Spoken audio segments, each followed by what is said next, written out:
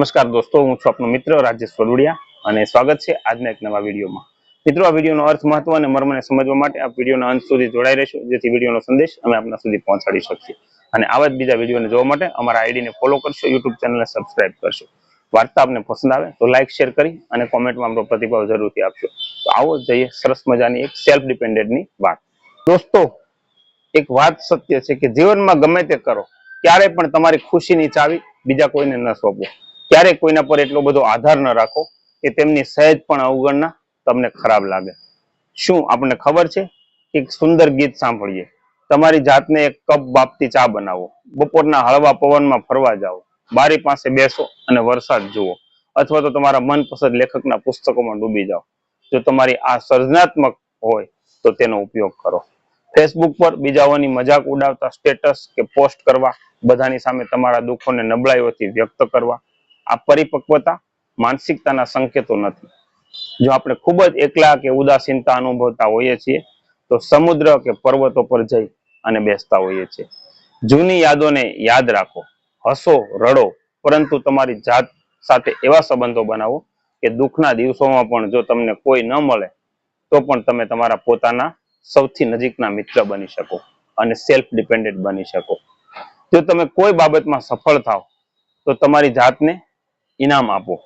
જો તમે નિષ્ફળ થાવ છો તો તમારા પર થોડો ગર્વ રાખો, પણ હાર ન માનો. અને ક્યારેય બીજાની નજરમાં તમારી સંપૂર્ણતા શોધવાની ભૂલ ન કરો, કારણ કે લોકો હંમેશા તમારા ગુણો કરતા તમારી ખામીઓને વધુ મોટું કરવાનું પસંદ કરશે. રેસ્ટોરન્ટમાં એકલા ખાવાને સામાન્ય ન માનો. પાર્કમાં ઘણીવાર જઈએ એકલા સમય વિતાવવાનું એને હાસ્યાસ્પદ અથવા તો રમૂજ ન માનો. તમારી જાતને પ્રેમ કરો. જે વ્યક્તિ પોતાને પ્રેમ કરી શકતો નથી તે ક્યારેય ખુશ રહી શકતો નથી, અથવા તો બીજાને ખુશ પણ રાખી શકતો નથી. તમારી જાતને આર્થિક રીતે સ્વતંત્ર બનાવો, જેથી જો તમે ખરાબ મૂડમાં હો ને તો પણ તમે તમારી જાતને સારામાં સારી પરિસ્થિતિમાં જીવાડી શકો. તમારા જન્મદિવસ પર તમારી જાતને એક સરસ ભેટ આપો. તમારા મનપસંદ કપડાં ખરીદી શકો, મનપસંદ જગ્યાએ જઈ શકો. ક્યારેક ક્યારેક તમારી જાતને કેટલાક ફૂલો આપો, એટલે કે ભેટ અને સોગાદ આપો. ઘરના ખૂણામાં ફૂલદાનીમાં ફૂલ મૂકો. સુંદર સુગંધ એ તમને સારું લાગશે. દરેકનું દિલ જીતવાની જવાબદારી એ આપણી નથી, કારણ કે દુનિયામાં કોઈ પણ વ્યક્તિ દરેકને સ્વીકાર્ય બન્યું એ શક્ય નથી.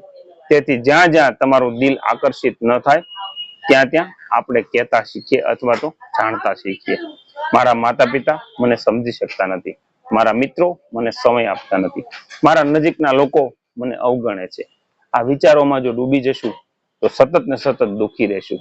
ક્યારેય આવા વિચારોમાં ડૂબી જશું નહીં, કારણ કે આ ખરેખર તમારા પોતાના બનાવેલા એક માનસિક તણાવ છે. અને એમાં માણસ છે એ ડિપ્રેશનની અંદર આવી અને જીવતો હોય છે.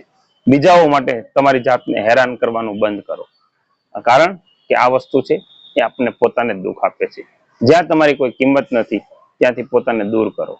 તમારી જાતને એવી રીતે વિકસિત કરો કે તમારું સુખાકારી કોઈના પર નિર્ભય ન રહે.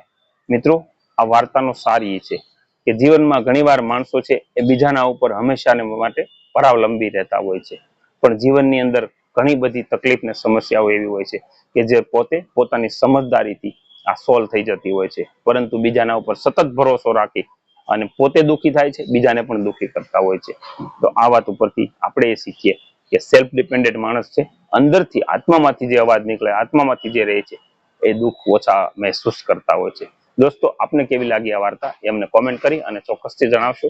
અને આવી જ બીજી વાર્તાને વિડીયો જોવા માટે અમારા આઈડીને ફોલો કરશો, યુટ્યુબ ચેનલને સબસ્ક્રાઇબ કરશો, લાઇક શેર કરીને આપના પ્રતિભાવ છે એ કોમેન્ટમાં જરૂરથી આપશો. Thank you. જય હિન્દ, જય ભારત, જય જય ગરવી ગુજરાત.